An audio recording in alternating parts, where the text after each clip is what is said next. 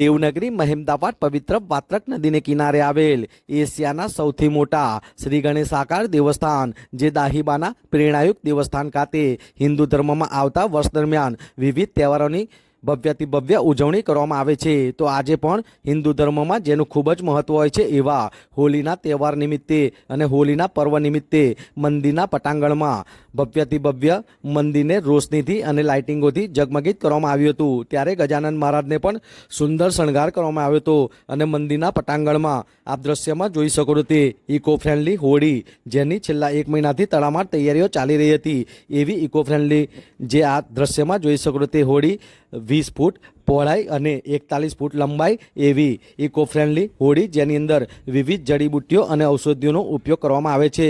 ત્યારે આપ દ્રશ્યમાં જોઈ શકો છો તેમ મહેમદાવાદ શહેર તેમજ આજુબાજુના ગામમાંથી મોટી સંખ્યામાં દૂર દૂરથી લોકો આ હોલિકા દહનના દર્શનાર્થે પધાર્યા હતા। ત્યારે પૂર્વ કેબિનેટ મંત્રી અને હાલના ધારાસભ્ય સેવા અર્જુનસિંહ ચૌહાણ તેઓ પણ પોતાના ધર્મપત્ની અને પરિવાર સાથે ઉપસ્થિત રહ્યા હતા। ત્યારે દેશ વિદેશમાંથી અને બહારગામથી પણ મોટી સંખ્યામાં મહાનુભાવો ઉપસ્થિત રહ્યા હતા। ત્યારે સૌપ્રથમ બ્રાહ્મણો દ્વારા તેઓના હસ્તે પૂજા અર્ચના અને શાસ્ત્રોક વિધિ વિધાનથી પૂજા અર્ચના કરવામાં આવી હતી। ત્યારબાદ આપ દ્રશ્યમાં જોઈ શકો છો તેમ 13 માર્ચ 2025 ગુરુવારના રોજ ધારાસભ્ય શ્રી અર્જુનસિંહ ચૌહાણના હસ્તે હોલિકા દહન કરનારના માણસને ચાંદલો કરીને પૂજા અર્ચના અને બ્રાહ્મણો દ્વારા શાસ્ત્રોક વિધિ વિધાનથી શ્લોકોચ્ચાર સાથે 8 વાગે હોલિકા દહનની શુભ શરૂઆત કરવામાં આવી હતી। ત્યારે આપ દ્રશ્યમાં જોઈ શકો છો તેમ મોટી સંખ્યામાં ઉપસ્થિત લોકોએ આ હોલિકા દહનના જે કાર્યક્રમની અંદર હોલિકા દહનના દર્શનનો તો લાભ લીધો હતો અને હોલિકા દહન શરૂ થયા બાદ લોકોએ ભક્તિભાવપૂર્વક તેની પ્રદક્ષિણા પણ કરી હતી। આમ શ્રી સિદ્ધિવિનાયક દેવસ્થાન ખાતે આપ દ્રશ્યમાં જોઈ શકો છો તે ભવ્યથી ભવ્ય છેલ્લા 10 વર્ષથી આ રીતના ઇકો ફ્રેન્ડલી હોળીનું આયોજન કરવામાં આવે છે। તો 11મા વર્ષે પણ ભવ્યથી ભવ્ય ઇકો ફ્રેન્ડલી હોળીનું આયોજન કરવામાં આવ્યું હતું અને આ હોલિકા દહનના કાર્યક્રમની અંદર મોટી સંખ્યાની અંદર લોકો ઉપસ્થિત રહ્યા હતા અને આના દર્શનનો અને પ્રદક્ષિણાનો લાભ લીધેલ હતો।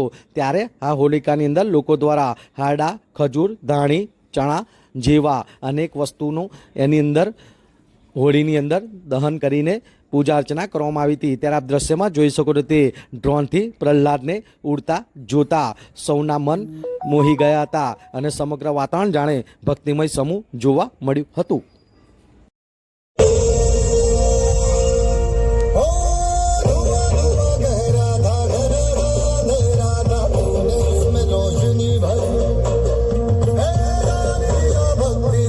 નમસ્કાર દર્શક મિત્રો, વોઇસ ઓફ ગુજરાત ન્યૂઝ ચેનલમાં આપનું સ્વાગત છે। હાલ આપણે એશિયાના સૌથી મોટા ગણેશાકાર એવા સિદ્ધિવિનાયક દેવસ્થાન ખાતે છે અને અહીં આગળ આજે હિન્દુ ધર્મમાં જેનો ખૂબ જ મહત્વ હોય છે એવો હોલિકા દહનનો દર વર્ષની જેમ એટલે છેલ્લા 10 વર્ષથી આ સુંદર આયોજન કરવામાં આવે છે અને દર વર્ષે આમાં વિશેષ પ્રયોજનો કરવામાં આવે છે। તો આ વર્ષે પણ હોલિકા દહનને લઈને વિશેષ પ્રયોજનમાં અલગ અલગ અનેક મંચસ્થ મહાનુભાવ ઉપસ્થિત છે આના દર્શનનો લાભ લેવા માટે। તો આપણી પાસે રાષ્ટ્રીય એવોર્ડથી પણ સન્માનિત કરેલ છે અને અનેક એવા એવોર્ડથી સન્માનિત થઈ અને સુંદર એવી હસ્તી છે। આપણે એનો પરિચય અને એમની સાથે વિશેષ માહિતી લેવાની કોશિશ કરીશું। શું નામ છે, શું પરિચય છે? નમસ્કાર મિત્રો, આજે રંગનો ઉત્સવ છે, ઉમંગનો ઉત્સવ છે, આનંદનો ઉત્સવ છે। મહેમદાવાદમાં સિદ્ધિવિનાયક દાદાનું મંદિર અભૂતપૂર્વ જેને કહેવાય એવું એક સરસ પરિસરમાં નરેન્દ્રભાઈને કંઈક શુભ ચોકડી એવો સારો વિચાર આવ્યો કે ભાઈ ચાલો દાદાના માટે આવું એક સિદ્ધિવિનાયકનું સરસ પરિસર ઊભું કરીએ।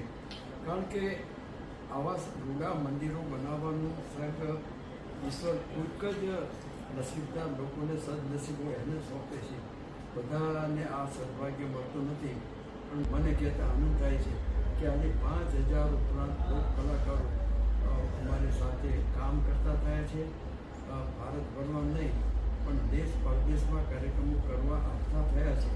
એવા કલાકારો કે જેણે કોઈ દિવસ શહેર નહોતું જોયું, ગામડામાંથી બહાર નહોતા નીકળ્યા।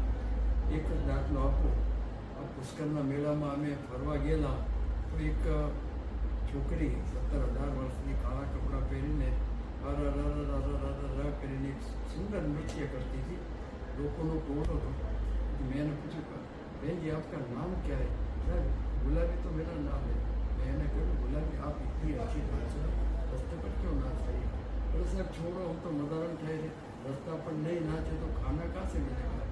હું 10,000નું ઓડિયન્સ ઊભો થઈને તાળીઓ તાળીઓ તાળીઓ પાડીને એને એવી બતાવી 6 વખત વન્સ મોર એને કરાવ્યું. અને એ પછી તો અમદાવાદમાં ને રાજકોટ ભાવનગર કાર્યક્રમ કરે. છેલ્લો પ્રોગ્રામ એમ સાહેબ નરેનભાઈ દૂરદર્શન ઉપર થયો. દૂરદર્શનનો કાર્યક્રમ એનો સંગીત નાટક અકાદમી નવી દિલ્હીના સેક્રેટરી મિસ્ટર કોઠારી એમણે જોયું, કલાકારની વ્યક્તિ. એમને તપાસ કરીને અમદાવાદથી બધી માહિતી મેળવીને એને દિલ્હી બોલાવી. અને 85ની સાલમાં ફેસ્ટિવલ ઓફ ઇન્ડિયામાં ફ્રાન્સમાં એને સીધી મળી. પહેલી વાર એ મદારણ વિમાનમાં બેસીને ફ્રાન્સમાં ગઈ અને અદ્ભુત કાર્યક્રમ એણે કર્યા. એ પછી એણે પાછું વાળીને જોયું નથી. આજે સાહેબ એ અભળ મદારણ ગુલાબી ગુલાબો તરીકે વિશ્વવિખ્યાત કાનપુરિયા ડાન્સર છે. રાજસ્થાનમાં એના જેવા ડાન્સરો ઘણા છે, પણ એની કક્ષાનું કામ કરે એવા આજ સુધી કોઈ નથી. જોઈ શકો છો દર્શક મિત્રો, આ રીતના ઉમદા વિચાર છે એમના, અને નાનામાં નાના કલાકારને પોસ્ટ સુધીને લઈ ગયા છે. એવા આવા સુંદર વ્યક્તિ સાથે આપનો પરિચય થયો, વાર્તાલાપ થયો. અને આજે જે સિદ્ધિવિનાયક દેવસ્થાનમાં ટ્રસ્ટી શ્રી નરેન્દ્રભાઈ પુરોહિતનો તેઓ આભાર માની રહ્યા છે કે તેઓ દ્વારા એમને આ દર્શનનો લાવો મળ્યો, હોલિકા દર્શનનો લાવો મળ્યો. Voice of Gujarat, Virang Mehta, Ahmedabad.